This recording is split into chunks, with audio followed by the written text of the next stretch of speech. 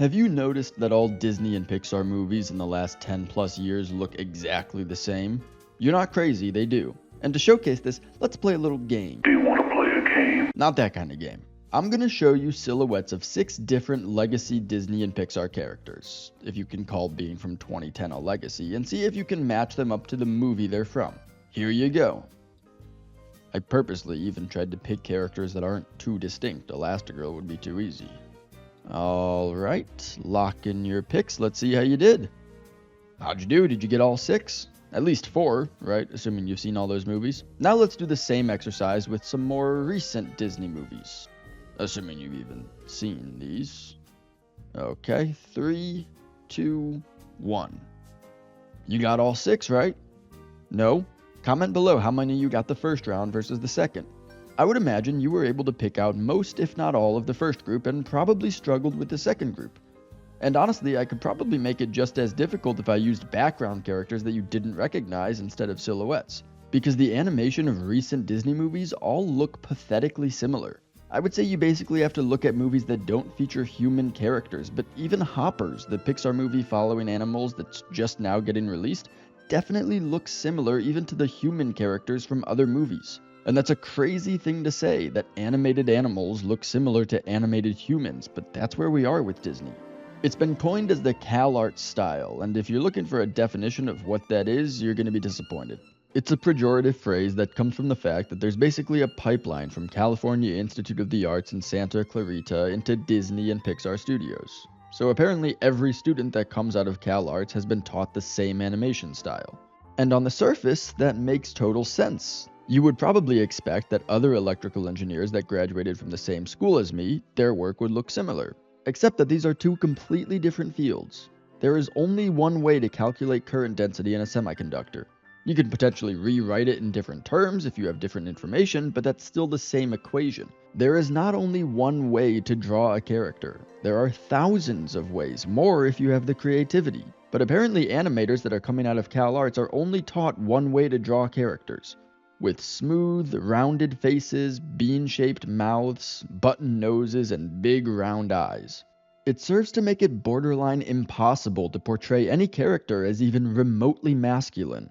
Jawlines, cheekbones, and pronounced chins are all trademark masculine facial features, and features that are basically explicitly forbidden by CalArts animation style. Tangled is an interesting movie to look at because you can almost see the switch over from old, diverse animation styles to this CalArts cookie cutter style, and it's the last Disney movie I can think of where a male character looked somewhat masculine.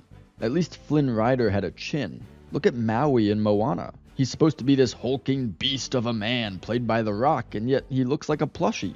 I mean, come on.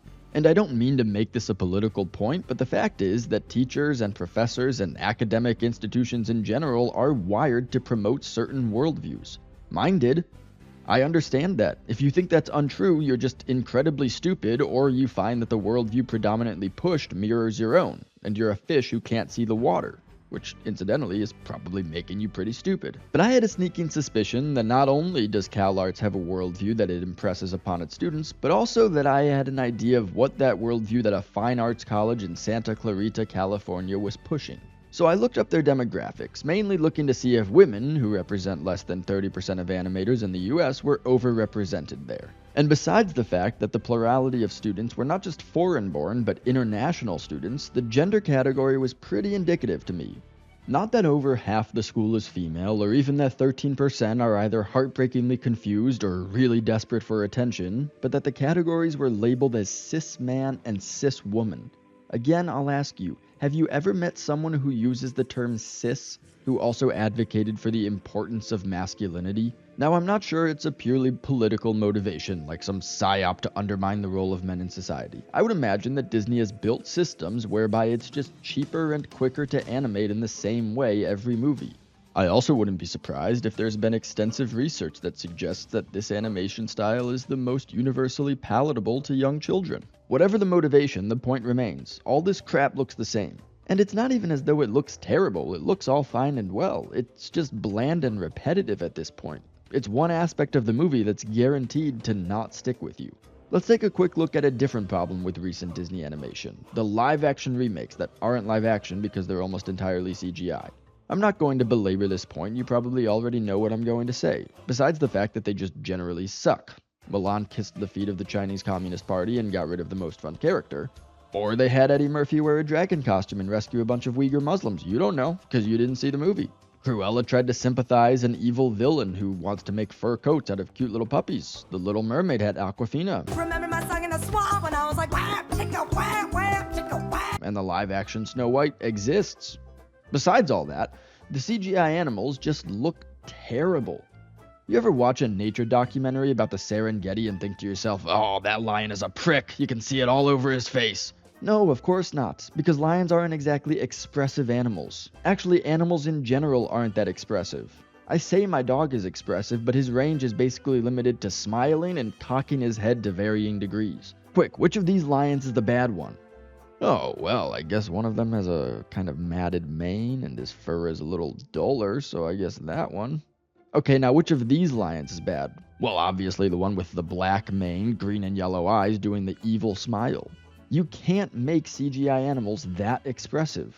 Well, I guess you could, it would just be utterly terrifying to see a live-action lion that actually looks like that. Let's compare these picturesque animations and CGI projects to some animation that is pretty widely accepted to be straight up bad.